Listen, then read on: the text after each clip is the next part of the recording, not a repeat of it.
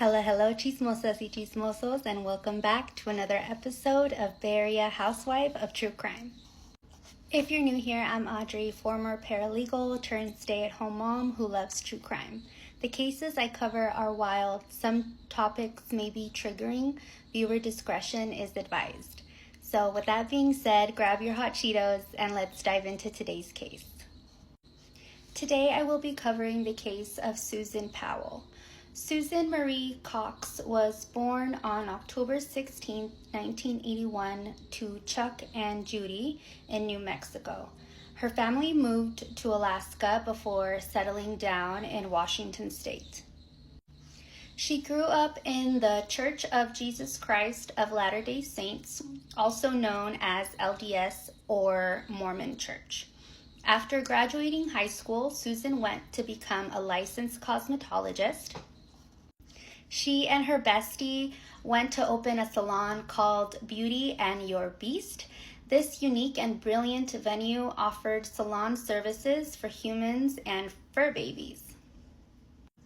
She was also employed by Wells Fargo and was bringing home the majority of the bacon.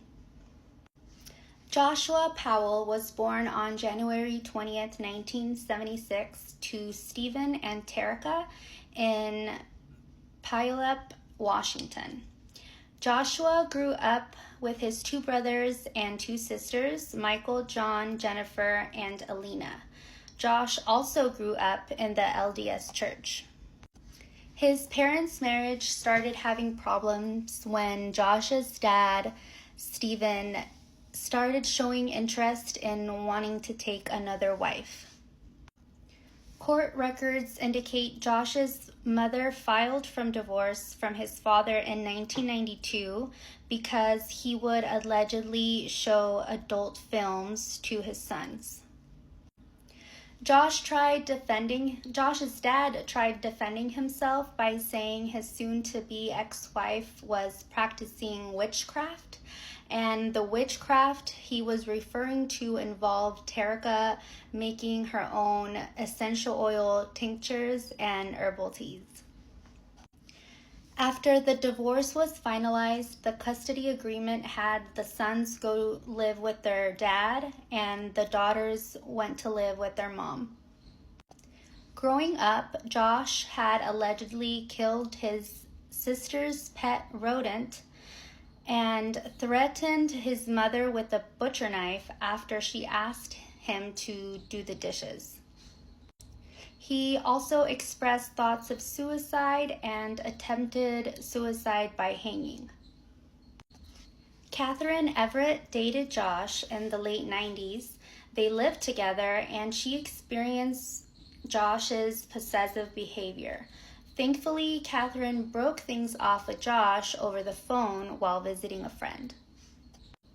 Joshua attended the University of Washington and obtained a business degree. In November 2000, Susan and Josh met at a youth event organized by the LDS Church. It is very common for LDS relationships to move quickly into engagement and then marriage.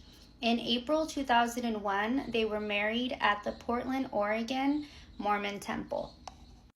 Some sources say Susan dated Josh for missionary dating, and missionary dating is where a believer dates a non-believer or someone who is not in good standing with the church in hopes of bringing them closer to God.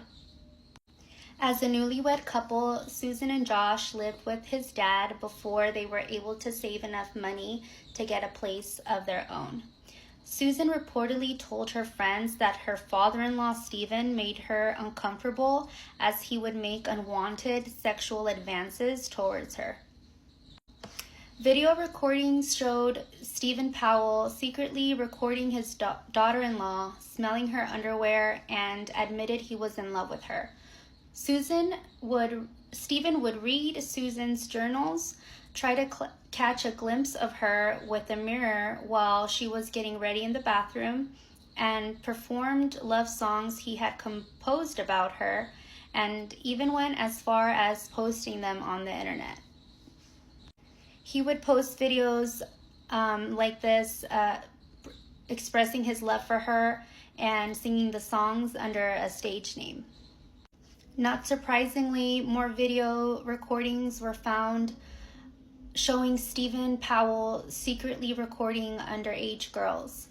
When interviewed by ABC News, Stephen Powell alleged that it was Susan who made sexual advances towards him. They eventually got their own place in West Valley City, Utah. Josh was extremely controlling of Susan. She had to ask permission to use the family car. She was given a strict budget that required a spreadsheet of everything she would purchase at the grocery store. On one occasion, she called a friend asking to borrow hot dogs to feed the kids. Susan had to call her parents for a ride to the hospital when she started having contractions while pregnant with her first baby. Josh missed the birth of his first son because he was backing up his computer. Charlie was born on January 19, 2005, and Braden was born on January 2, 2007. In 2007, Josh filed for bankruptcy. In July 2008, Susan recorded a video of herself inside their home where she states she wanted to cover all of her bases in case something happened to her or her family. Their assets would be documented. Before her disappearance, Susan rented out a safe deposit box at Wells Fargo.